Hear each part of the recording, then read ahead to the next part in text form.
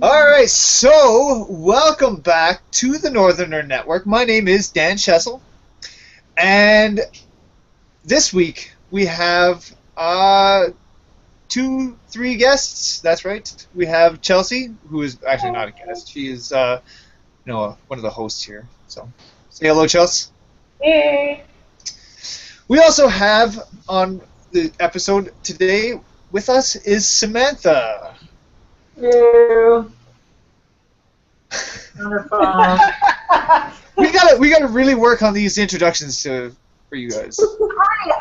My sister is texting me. My bad. All right, I'm here. I'm focused. Hands free. No phone. Good. Tag me in, Coach. I'm ready. And also on today's episode we have Joel Awesome Bazin. That's right. He put awesome for his name. And he is he's studying to become a clown, or he is a clown. I am a clown. He is a clown, and his clown is Boom Boom. Is that correct? Yeah, my core clown is Boom Boom. All right. So that is something we'll be talking about a little bit later on. But on today's show, we're going to be calling it Clowning Around. And now I'm a little bit off because the last few times we've been trying this, it hasn't worked out so well for us now, has it? No, we've been having technical difficulties. Is that what you would categorize them as, Dan? Yeah, just slightly.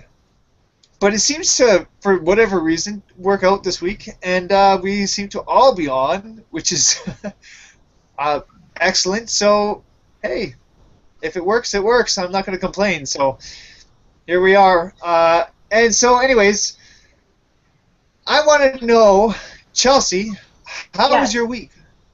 What have you been up to? We've been off for a while. Yes, we've been off since November or something like that. Before Christmas. No, I think it was before. Didn't we do one the first week of December? Wasn't that the gift giving, nerdy gift giving in the first week of December? No, I think we were still in November by the time we finished off. But anyway, yeah, we've been off since Christmas, so I guess we can do a rundown of what we've been up to. My Christmas was really good. I hung out here in the city with my family over Christmas, and then I went to Vancouver for the week over New Year's, which was super fun. And headed back into work. Things have been pretty good at work, just getting back into routine with clients. Yeah.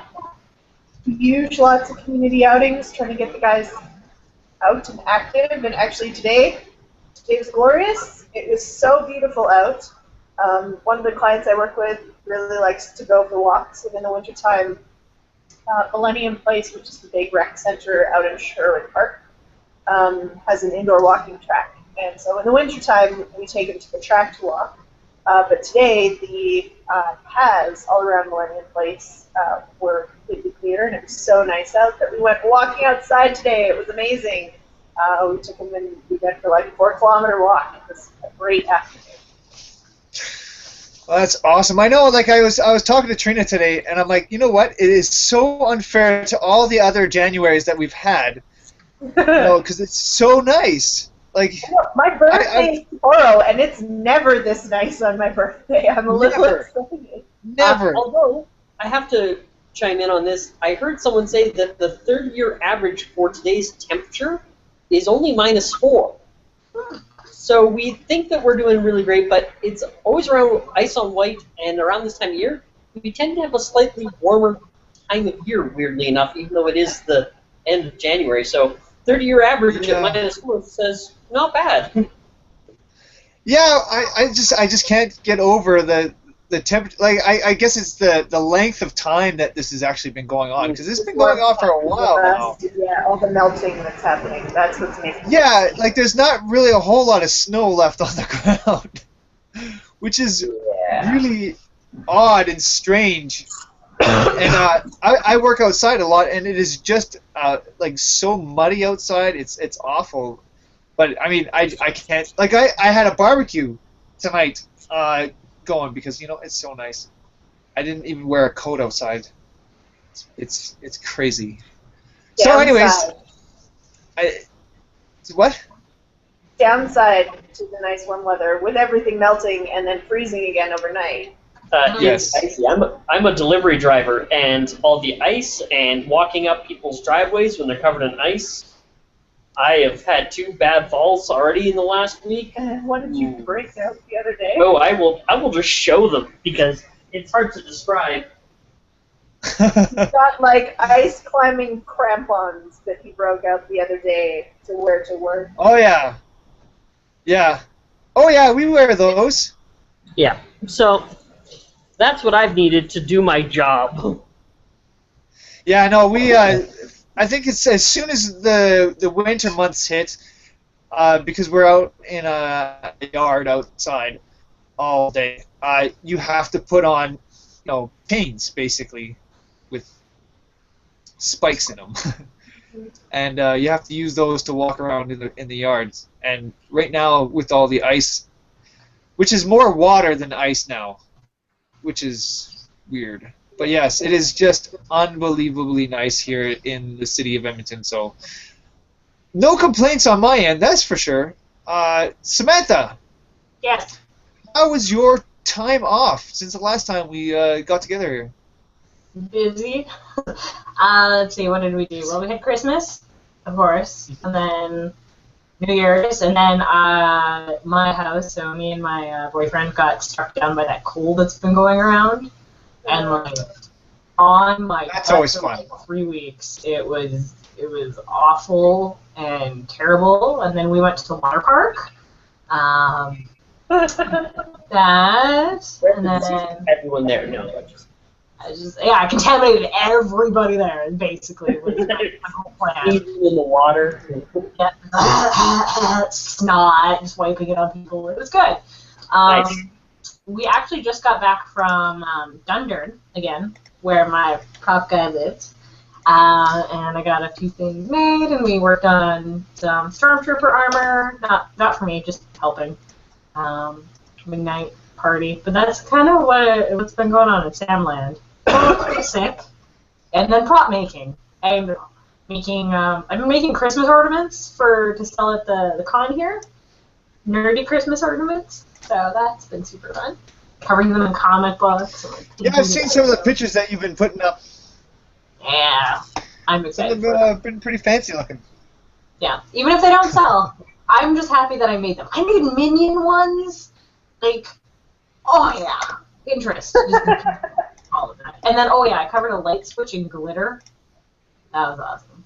It was covered in glitter. Me, the table, the light switch covered, the carpet, everything. Glitter. That is the one thing about Christmas that I just do not like, is the glitter. Oh my goodness, the glitter gets everywhere. It's everywhere. Have you seen Everywhere. something going around Facebook? There's an actual company that exists that you can email them and send them requests, and they will mail your enemy or enemies an envelope full of glitter. It's pretty fantastic. The guy.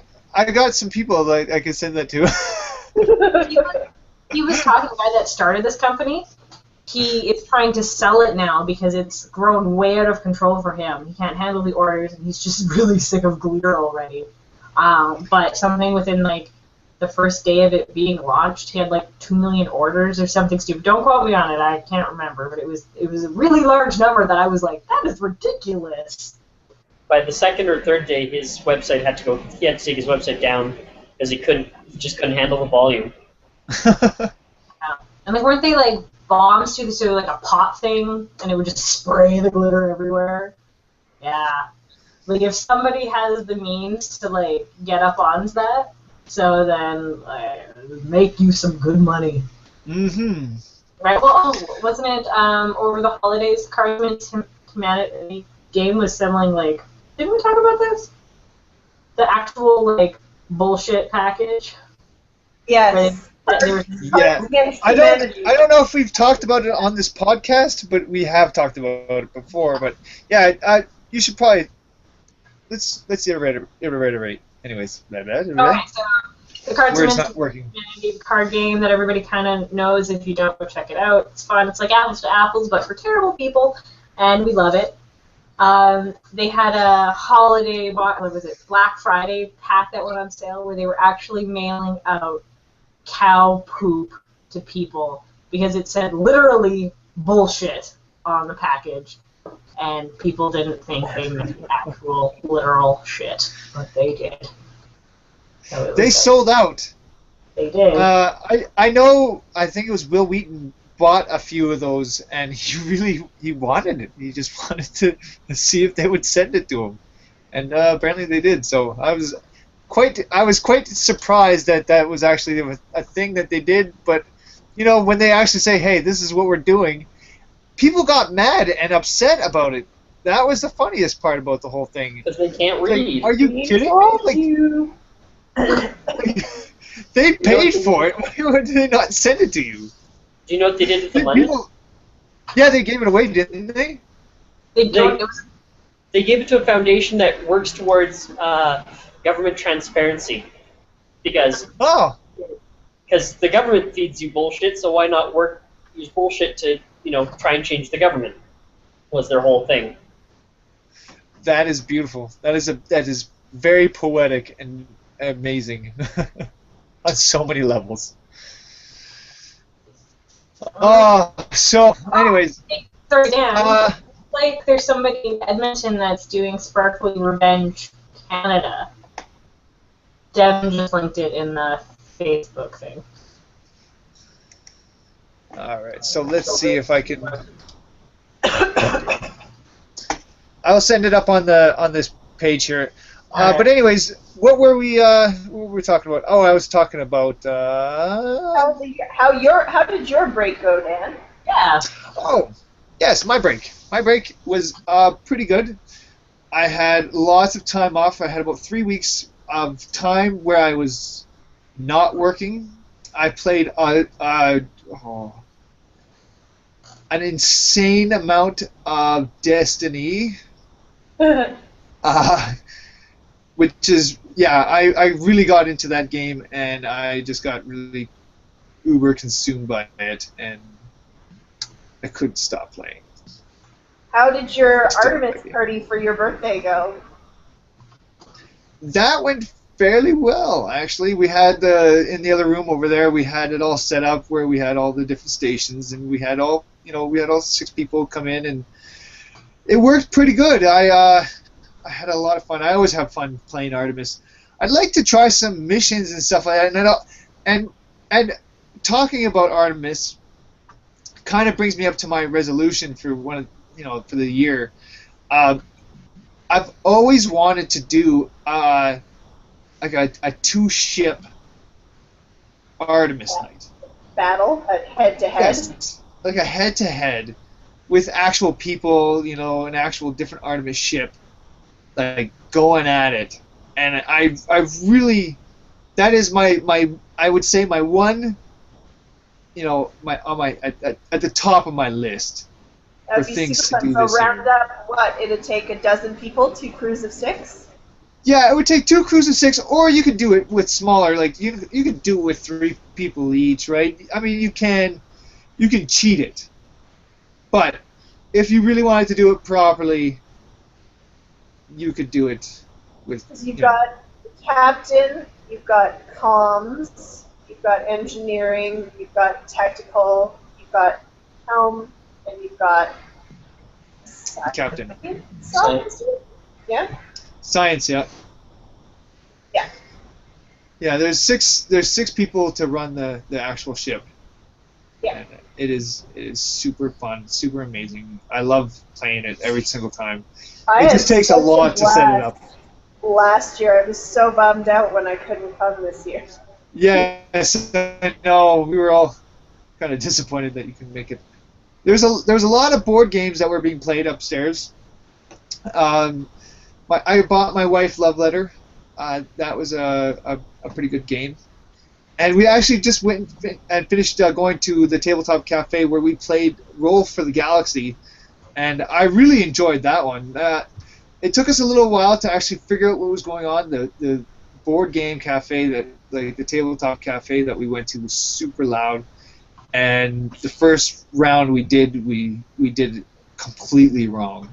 The second round we finally figured out what we were doing wrong, and we corrected it, and it went a lot better. I did win, so I mean that may have skewed my view on the game, but I think overall it is actually a pretty good game, so I was quite impressed with that one. I think with tabletop, especially if you're going to go specifically to try a new game or new games that you haven't played before, you need to dedicate almost your whole Saturday and like get there right when they open to like get a good table and just like camp out so that you can have the time to like go through one or two new games and have the time to like read the rules and try a few rounds and all. Yes. You gotta make a day of it if you're gonna go to tabletop. It is super hard to like. I like playing new games, but it is super hard to like just go in there, pick up a game, and play it. You always have to play a game that you know how to play, which is kind of annoying. Or you have to go and play a game that other people know how to play. So it's one of those things where if you do want to play a new game, it's a fantastic place to go and do that. But at the same time, be prepared to sit there for a little while someone tries to figure out how to play the game. Or, hey, play hooky, go on a Wednesday, and ask for help. Because a lot of guys that are there know how to play the game. So they do. Sometimes they don't, and sometimes like if you do go during later when it's kind of busy, they just can't help you. But that's overall, what I say, go on a Wednesday. Yeah, it's definitely if you're someone who likes board games and wants to build a collection of your own or has already started building a collection of your own, it's a great way. Their wall of games is amazing. They have everything under the sun. They take suggestions. They're always bringing in new games. So it's sort of a great, if you've heard about one, go in and you find it and you play it there and decide if it's worth adding to the collection or not, which is a great way to test games out. Let's just back a game on Kickstarter. So Exploding Kittens or something like that? Have you heard of this? No, I haven't. No. So it's by the guy that does the oatmeal. So that web. So they wanted to do this game. Basically, it's like for people who are into kittens and explosions and laser beams and sometimes goats. How they presented it. So it's a card game. No idea what it's about, but the oatmeal's doing it, so you know it's going to be good. They wanted $10,000, and currently they are at $4,052,834. So shit. Yeah. So anybody that's backing it, it was 100% funded in 20 minutes. Holy shit. So no, everybody's getting like this expansion deck, and they're being able to do a whole bunch more things. And because they're at 4 million, they're doing a second game. So it's not going to be an expansion. So they're going to have one game with an expansion and then a second game now or something. And I was just like, what? He's like, so I backed this game, and I was like, okay. And then he's like, I was like, okay, so we're getting a new game. So that goes into tabletop. So that's also another way you can find a new game and try it out for fairly cheap. Is just back the Kickstarter. Awesome. Yeah, Kickstarter is a good way to do that kind of stuff. Especially like if you go through it, sometimes you gotta really know who you're backing on those things. But yeah, for the most part, it's pretty good. I got a some new board great game stuff for my that Kickstarter. birthday. Ooh. You got Forbidden Island! I've wanted to try that one for so long. Collaborative board. All right. Well, I'll bring it over, and you and me and Trina can play it one night. It's a collaborative board game. My friend Nikki got it for me, and we played it the other night, and it's super fun. It's great. It's super fast, and the rules are really straightforward. Like, it doesn't take long to learn how to play it at all, and then it's just a matter of upping the difficulty levels and the strategies based on what characters you get, and what parts of the island are flooding and working together as a team. It was really fun. Yeah, it was super fast to learn and play. I enjoyed it. Yeah, and you can probably play multiple rounds because it plays pretty quickly. So. Yeah. There's another one that's called Forbidden Desert. Yes, that's also very cool looking. It's sort of like the next challenge level up. It's supposed to be slightly more difficult. Yeah, it's the next one after this one that they Forbidden Desert's after this one. But yeah, they're both in a tin and they look super cool. And I really wanted to try them. Well, I'll bring Trina's it over. got Pandemic. Yeah. Trina has Pandemic, and she's been dying to play the thing. We've played it, a couple times just on our own, just the two of us. But she just really wants to try it with 4 people. I'll come over and play some Pandemic with you. Want to come and play Pandemic and Trina and dance? I'll play some Pandemic, sure. Yeah, it's a great game. It's just that we just need 4 people, which is kind of annoying because we always have more than 4 people, or we only have 2 people. So how many times have you We never have lost? to. A few times. It takes us, more than a few times. Yeah, last time I played, I think we had a 30% success rate on all the games we played, and we played like a few times, but there was one that was like, oh, well, we just lost. Damn. Start again. Yeah. Yeah, it doesn't. Once you start going downhill, you're like, yeah, there's no way we're getting this one. You know when you're not gonna make it. Anyways, we should probably move over into the news for this week. Oh, we really need to get some music for this. Music for the transition to the news items. Yeah. Yeah. We should do what Hollywood Babylon does. We should put a shout out to our viewers and listeners. If anybody wants to compose us theme music Yes, for I our, would our news never segment. say no to free music from you people out there. Send us theme music. Yeah. No, Kevin Smith and Ralph Garman, the podcast they do, Hollywood Babylon, that's what they did. They tossed it out to the listeners and viewers. We're like, we have all these segments, and we need theme music to segue into the segments. So come up with it and send it to us. And now their podcast is more segues than it is actual entertainment. The segue is the entertainment. Kind of. All right, so this week's news items. Starting with fun news for fans of 80s childhood nostalgia. They've announced plans for the release of a live-action Gem and the Holograms movie. What? My planning is that it's to be released in October. Okay, so Yeah. Gem and the Holograms is one of those shows that I never watched when I was a kid, and I'm So- pretty sure I know the reasons why. However, I Oh my know God. you too. Yeah, it's just, didn't you want, oh my, I so wanted the guitar bicycles that they had. Yes. Fly around the guitars. My sisters and I had a Gem and the Holograms stage with some Gem and the Holograms Barbie dolls.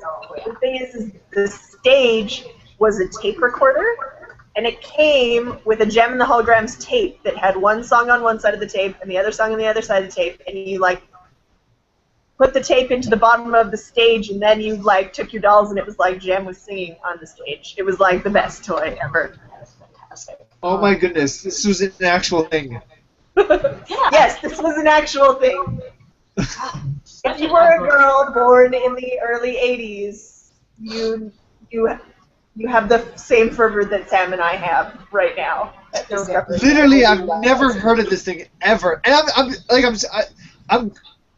I'm super excited that this is happening because this is something that and you guys aren't the first girls that I've heard that have just absolutely been insane about this thing. I'm surprised that there's so many girls out there that are just super into Gem and the Holograms, and I've never heard of these. It's like our nostalgia for He-Man or something like that. Yes. He-Man. Well, here's And the a nice Masters of the segue Universe. into nice segue into our next news item.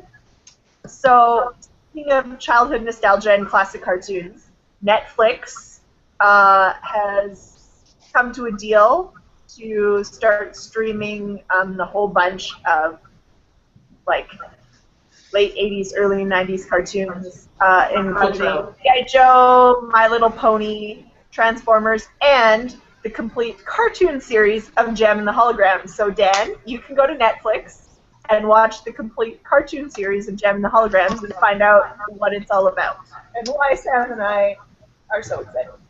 So I started actually rewatching Jem and the Holograms like a little while ago, and it is terrible. Yeah. I love every minute of it. It's kind of like rewatching when I went to rewatch all of the old X-Men cartoon series. Oh, and I just that is, I couldn't get over I still love it. No, that's not still bad. Go back and rewatch Thundercats. Oh, Thundercats?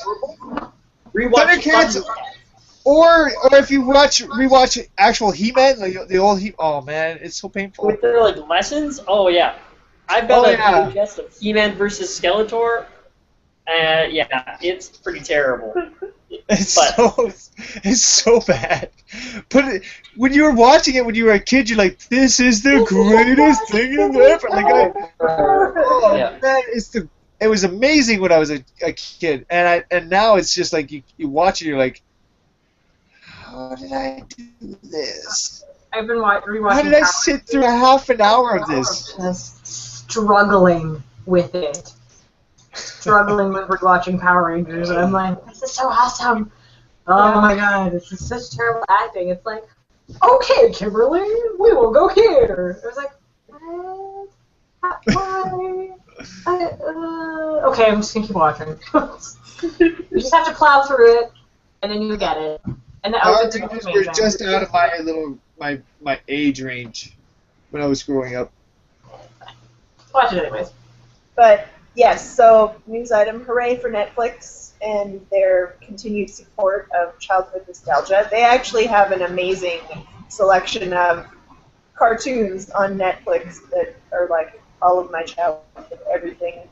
I'm in the middle of rewatching Batman the Animated Series. I've started watching the Avatar The Last Airbender series. Like, the cartoons on Netflix are Fire Nation all the way, just saying.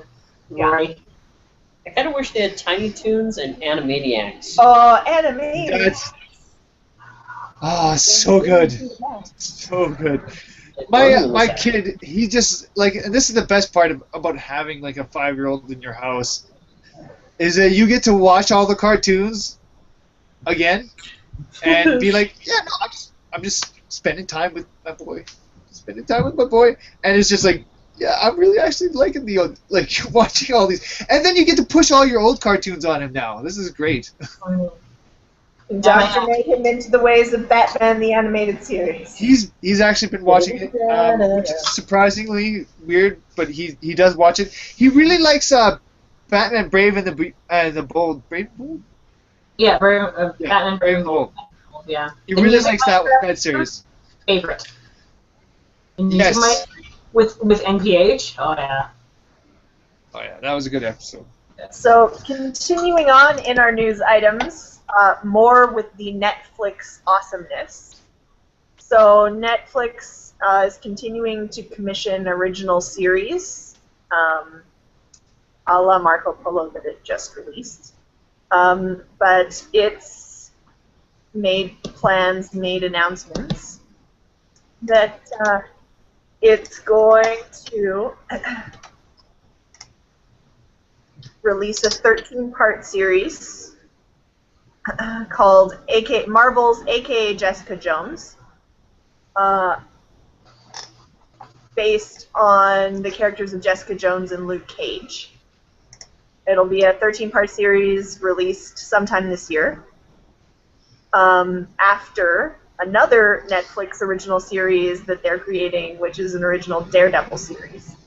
But the fun news is that in the AKA Jessica Jones series, David Tennant, who played the 10th Doctor on Doctor Who and is amazing, will be playing the bad guy, Zebediah Kilgrave, AKA the Purple Man, in this series on Netflix. So basically, Netflix is amazing. Keep going, Netflix, doing what you're doing.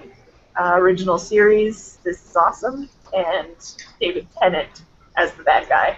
It'd be scary if Google and Netflix combined forces.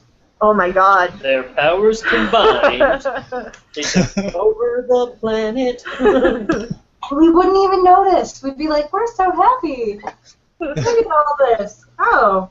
Is anyone else picturing like the thing from the Batman where Jim Carrey's the Riddler and they're like sucking the brain juice out? Yes. Yes. That's what I'm picturing. If Google and Netflix joined forces, it would be like The Box. Yeah.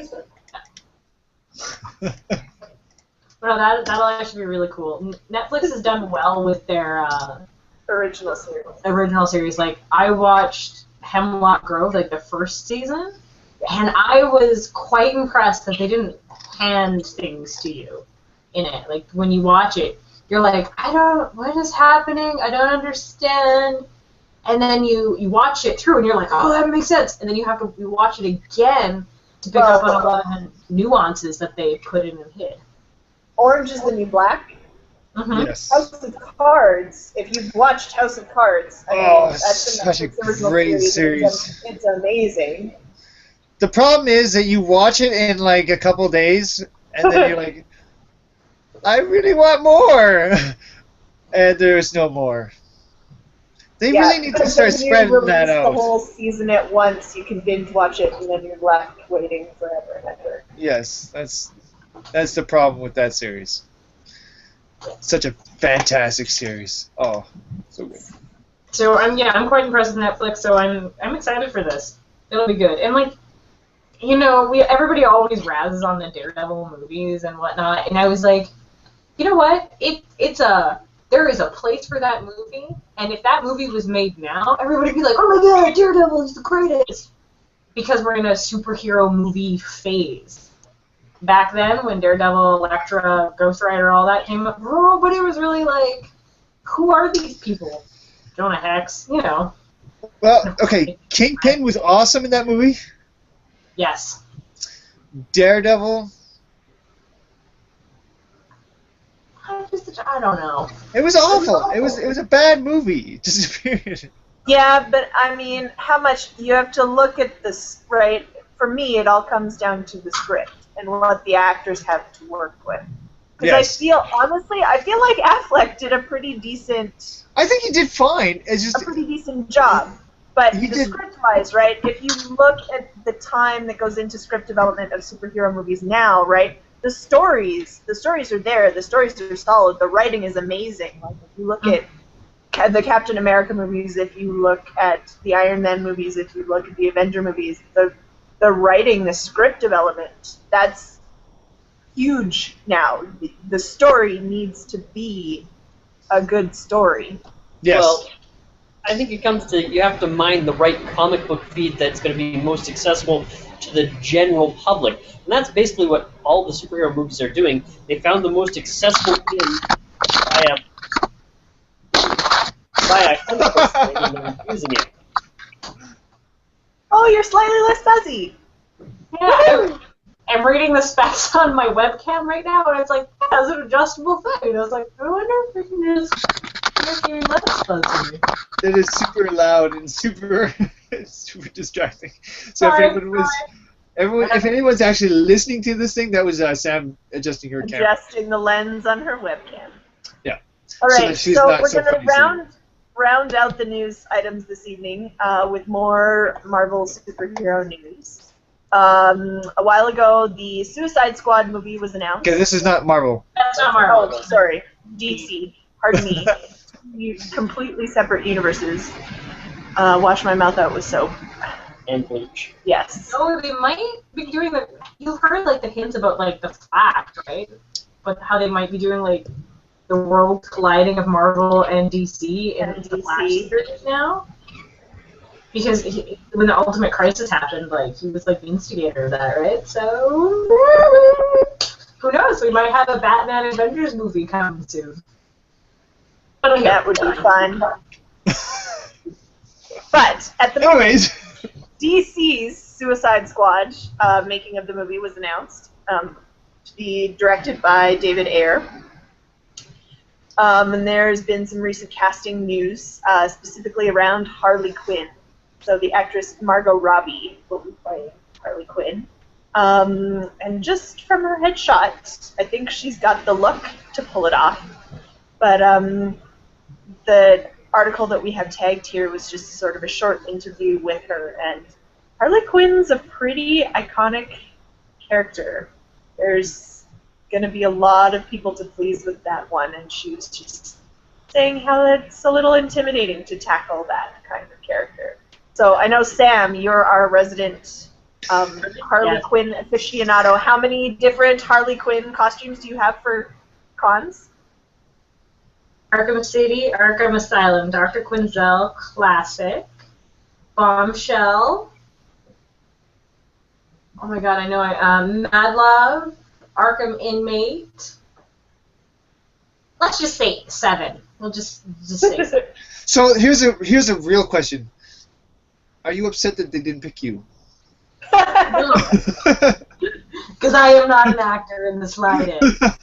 And yeah, I wouldn't want that. I also can't do her voice. I have tried for many a year, and I cannot do it, and I've just accepted that as fact, and it is okay. Mr. J. Yeah, no, I can't. What I view with any movie, regardless if it's a character that I absolutely love or hate or whatever, it's like same thing when they're like, oh, Heath Ledger's gonna make an awful Joker, blah blah blah. He can't do this. I want to see it first. Present it to me in the format you want me to view it in. The movie. Let's see. Is it gonna be good? Is it gonna be bad? I won't know until you give me the movie. So, I'm not. And me personally, I don't read any spoilers. I don't care about spoilers, like whatever. But I don't purposely seek them out, right? So, her doing her thing or not doing her thing, and time will tell. I mean, I had the Birds of Prey movie. That was awful, and Harley Quinn was in there as a doctor, and you were like, this is the worst thing in the world, but I am watching this to the end, and I will do that. And I mean, yeah, she's gonna get a lot of hate, and she's gonna get a lot of love, and she's gonna get a lot of neutral, but that's unfortunately how the comic book world is, right? So. Yeah, there's a lot of different comic book characters. A lot of people always, throwing out their opinion. And even with Ben Affleck being the new Batman and stuff like that, a lot of people are upset or were upset. I don't know what their actual feelings are right now about him. But overall, you know what? Let it be, let it be. Just wait till the movie actually comes out and see how they perform in their different roles, and then you make your decision. Yeah, and you got to know other factors too. Like when Halle Berry did Catwoman, her acting in it was pretty good. That movie was terrible, but her acting was pretty good at it. So the costume was awful. Oh, it was so terrible. And people even in the with Anne Hathaway being Catwoman, they were like, she's awful. She can't be Catwoman. That's not right. Or her acting was the worst. Great, Selena Kyle. Yeah, I love her. She was one of the best. Yeah, I think she's great, Selena Kyle. The scene in the bar where she shoots the people, and then when the cops come in, she just starts screaming hysterically. I was like, that's her. That's perfect. That's exactly what she would do. You created that essence right there. I now believe you are Catwoman. I'm good with that. Yeah. And even saying that, even with Christian Bale's deep, gravelly Batman voice, right? I was fine. I accepted that as how he felt he needed to differentiate between being Bruce Wayne and being Batman. Fine. But that's how it was presented to me. It was like, here, this is what the realm, the universe we've created. We're going to stick to the confines of the universe we've created. What do you think? And I'm like, I believe that within the confines of the universe you've provided to me. Perfect. Good. So. That makes sense. And you know what? She's hot. Really, come on. Who doesn't want to see her in the tiny Harley Quinn outfit? I'm not going to complain. Anyways, we are here because we have a special guest. A special guest who is right beside Chelsea, who hasn't really been talking a whole lot. And that goes by the name of Joel. Or if he's in makeup and all the other fun stuff, his name is Boo Boo. So, anyways, let's talk a little bit about clowning. All right. Chelsea's got some questions. Okay, Yeah. go Chelsea. So yes, my amazing friend Joel, who's involved in the clown scene in Edmonton. We just lost him. And yes, it is a bit of a scene here, is it not? Edmonton has become a bit of a clowning mecca. Is this true? Yeah. I mean, the University of Alberta has two of Canada's foremost clown teachers right now, both teaching at the school, doing workshops. So, I mean... Who are they? What are their names? So, Mike Kennard, who's part of the horror clown duo Mump and Smoot. If you ever get a chance, I highly recommend checking them out. And also, they tour shows all over Canada all the time. Yeah, if you're down in Calgary, they will be doing a show down there soon at their High Octane Rodeo, I think it's called. It's a theater festival they have in the winter. And it's... They're doing Mump and Smoot with anything down there, right? Yeah. Yes. So that's a fun show. I saw that when they opened it here in Edmonton earlier this year, or last year, I guess now. And then also we have Jan Henderson. And the style of clowning that is primarily done here in Canada is called Pachinko, after Richard Pachinko, who developed and created our own clowning art form, as it were. And she studied directly with him. So closest to the source, because unfortunately Richard passed away years ago. So there's a few really strong people who got to train with him that know quite a bit. And, it's really Jan's one of them. Jan's one of them, and so we're really quite lucky in that respect. So every year there is at least one Bachelor of Fine Arts baby clown class, and then Jan does a baby clown summer intensive, which is basically a month where you come 5 to 7 days a week and you learn clown. Now, the summer clown intensive, a lot of the times it's drama students at U of A, is that correct? But anybody can take it. Anyone who is interested in learning how to play, because that's one of the biggest things is. How long? Sorry. How long have you been doing the clowning as for you, anyways? For myself, When did you do your intensive? The summer before I did mine. Yeah, so... I did mine the summer of 2006. 2007. Mine's 2007. It's right there. Clown 2007. I thought you did yours before mine. I'm not certain. 2007 is when I started. So, a few years. So... Let me find out how long. So you've been doing it for a few years, since 2007. What kind of things do you normally do, and what kind of style is like? You said there's a certain type of style that you go for. What kind of style is that? Like, what does that all sort of entail? So, in that, we learn a process where we start off by molding. Well, we start off by doing some self-discovery in what we call neutral. So, learning to strip away everything that is and just be as neutral as possible. So not showing emotion one way or the other, not showing any body mechanics that are distinctive to us, trying to move as neutral as possible. Being as open as possible to outside influence and stimuli that are coming in and coming at you. So that just makes you very aware of your body and aware of what's around you, and also makes you active, reactive to what's going on. So it opens you up to reacting on your first impulse, right? Not stifling anything. Something comes into you, you process it, and whatever your first reaction is comes back out.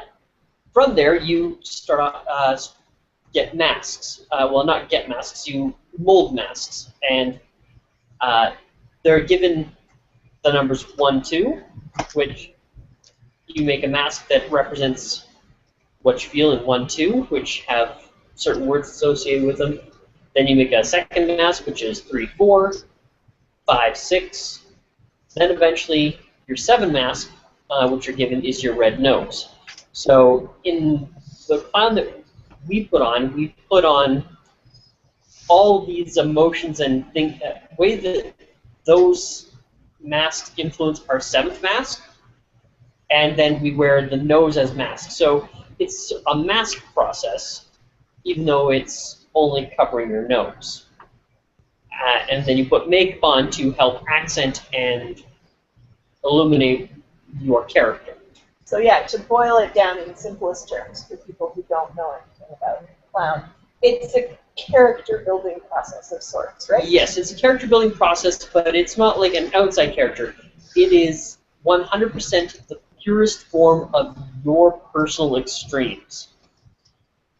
So it is you being young and old at the same time. It is being angry and happy at the same time. So it's all of these extremes. Like, if you were to boil down the parts of me, like, my clown is kind of an angry Scottish pirate who's kind of in love with everything.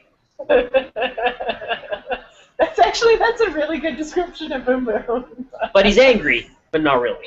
So That's pretty He loves awesome. everything. Yeah. yeah. So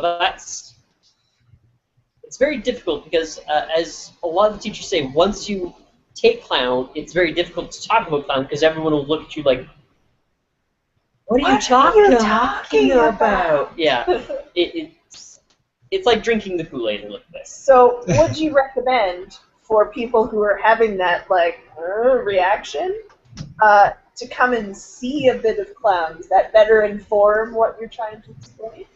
I would say so, yeah. Because it's a lot of people think clown and they think the big Birthday top clown. birthday clown, the American circus style. We are nothing like that. Yeah, because let's try to explain this a little bit better. Like you are not going to a party where you're gonna do balloon animals, right? I mean, I could, Okay. but the chances are you don't want me to. Not a Scottish angry, but not really angry clown. I don't think. Pirate, yeah. It's think very similar in the sense of, you know how you go to a Cirque du Soleil show and it's more of a performance. They're interacting with you as a person. Yeah. That's what we do. It's not the same, but we take our characters are existing in the same world as you, and our job is to come out and show ourselves to you, and then see if you are interested in sharing yourselves with us. And so we kind of have, I call it the rules of engagement of clown. We will be 10 feet away doing something. We'll look over at you. If you smile, we'll maybe move up to 5 feet. We'll do something else. You're still smiling, you're laughing, you're maybe say something to us, we'll go to 3 feet. And if you're still smiling, we'll do something else. If you stop smiling or stop interacting, we will move back. You know, where you get a lot of these people who put on a clown costume, like, I'm a funny clown, and get in your face and like, why are you upset? I'm just a happy clown. No, if you're uncomfortable with the situation, we move away because we are in your space and you're in our space. So we want everyone to enjoy the situation. So if at 5 feet away you want to watch and you want to yell things at me, great. If you don't want me to get any closer than 3 feet, then I won't.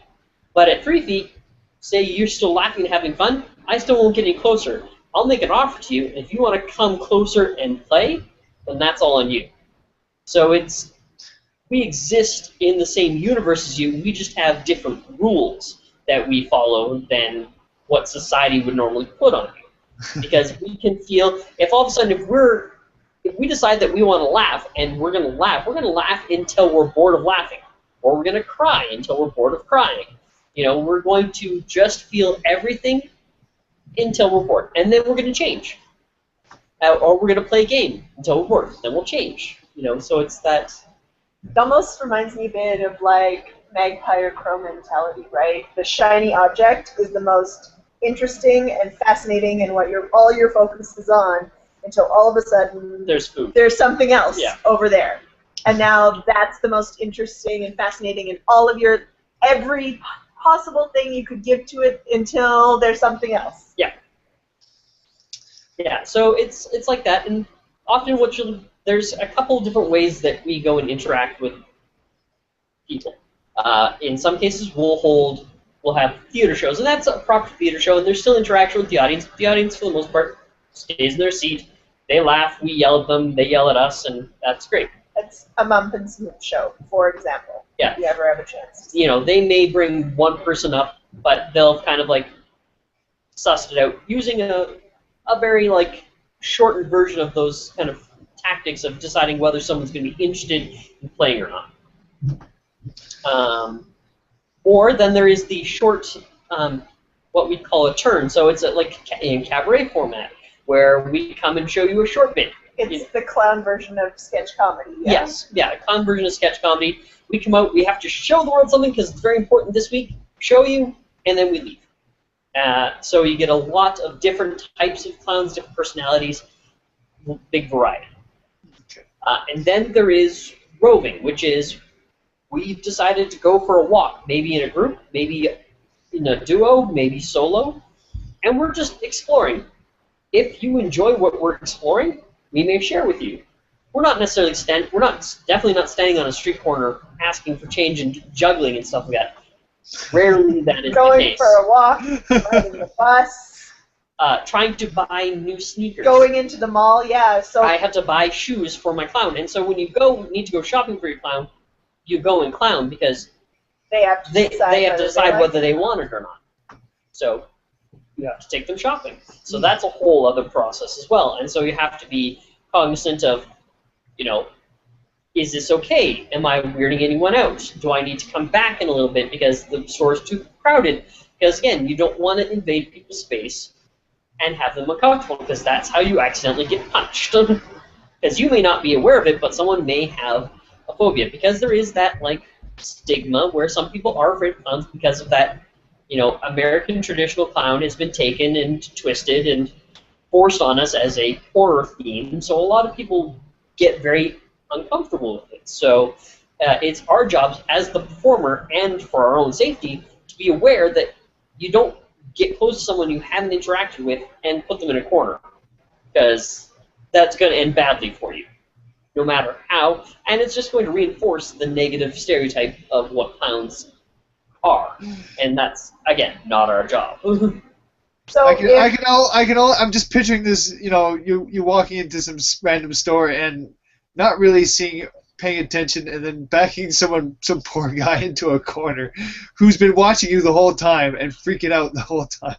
And that's where when you're in nose, that's what we call when you're in clown, you're in nose, you have the second part of your brain, think of it like you've partitioned your hard drive of your brain, you have the other side, which is your editor, and your editor is always scanning and watching people. So it's a little more sociological in that respect, where you're watching people, you're watching groups of people, how they react. Because groups of people often want to see a clown, and they want to do stuff with the clown.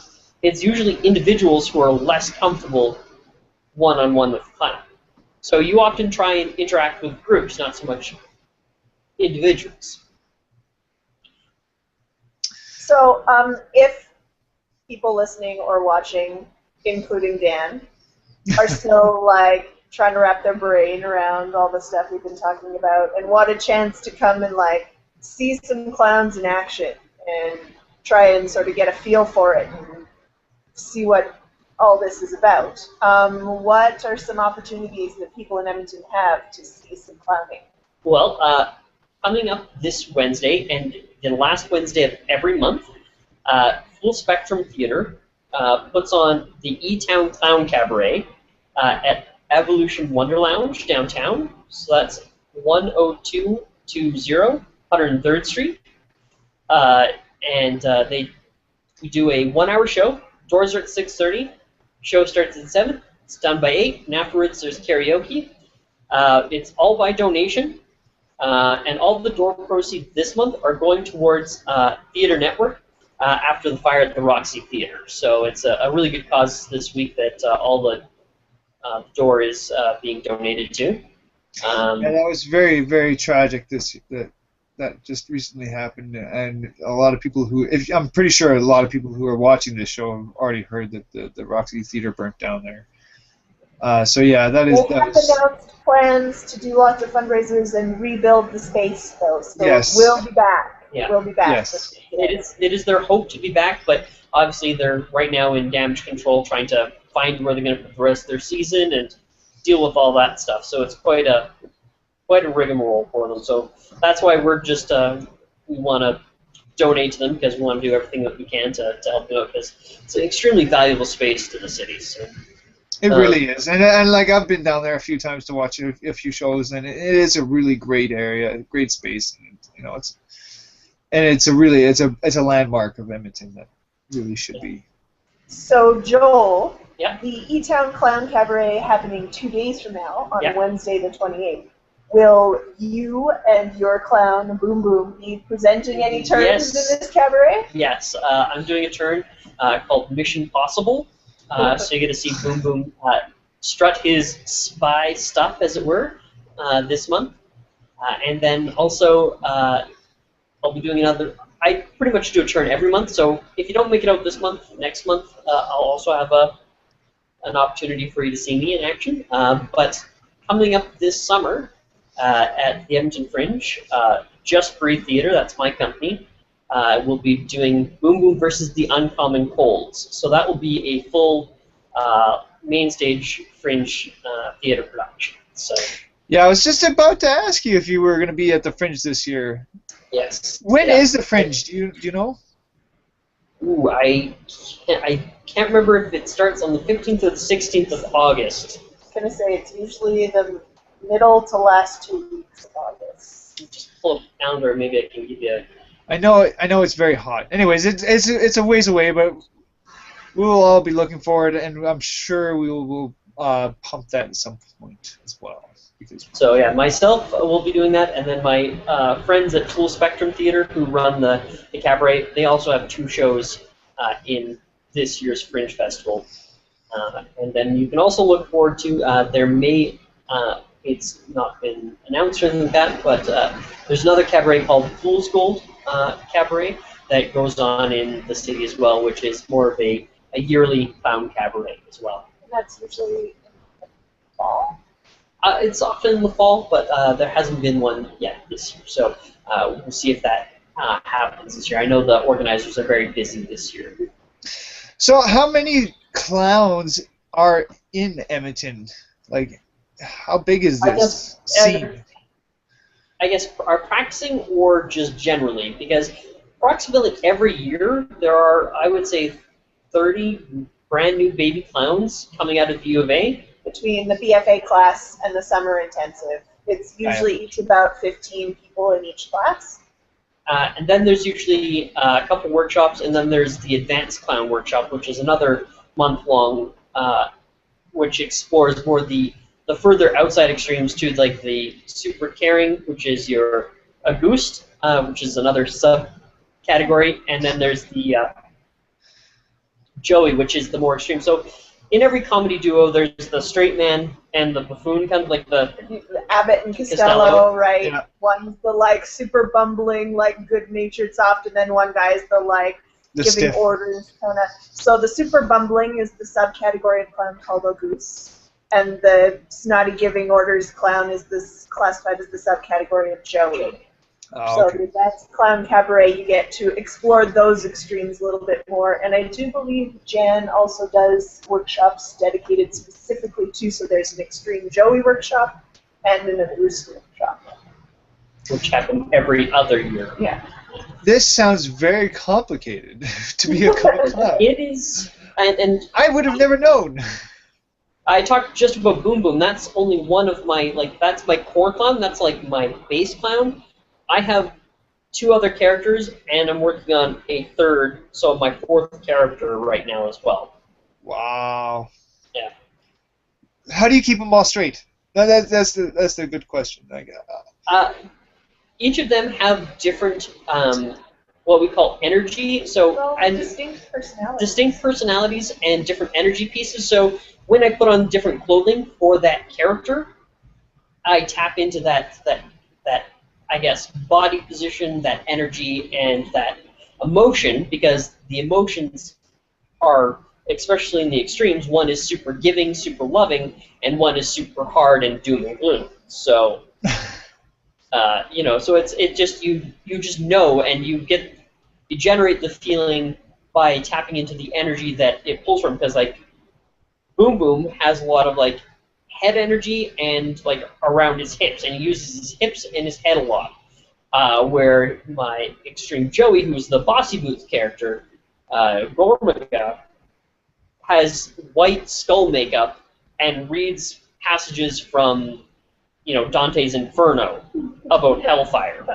So, I mean, you just read a little bit about hellfire, you get a little doomy and gloomy and raining down from the heavens sort of, feeling about you. That sounds amazing. Yeah, it's a lot of fun. Well, that sounds amazing. Well, I want to thank you so much for coming on to this episode here, because clowning is one of those things where I keep hearing from Chelsea here all about how you do all this clowning stuff, and I'm like, I don't get it. What is so fascinating? It is really fascinating. I'm really intrigued by this. Anyways, so yes, when did you say next Wednesday is your? Wednesday. This Wednesday, sorry. This Wednesday. January 28th. Yeah. January 28th, and you said there's at the end of the month as well. Is that correct? Every month. Every month. Yeah. So the E-Town Clown Cabaret happens the last Wednesday of every month. Right on. Well, thank you very much. Thank you. So now I'm just gonna try, see about closing this out, and I gotta, for some reason, I don't know why I don't have my thing up. Anyways, I just want to mention to everybody, you guys can find us all on our website at northernnerd.com. I want to, invite everybody else to come out to our website or our YouTube page, and that would be at youtube.com/Northern Nerd Network. You guys can also find us on the Facebook page, which is at facebook.com/Northern Nerd. You guys can find us on the pulppress.com. And you guys can get a hold of us at, Northern Nerd Network at gmail.com. And I want to thank everybody out there who is watching this episode of the Northern Nerd Cast. I don't believe I said that at the beginning of the episode, and that's because I am not used to doing any of this stuff here today. But I want to thank everybody out there for watching this episode of the Northern Nerdcast.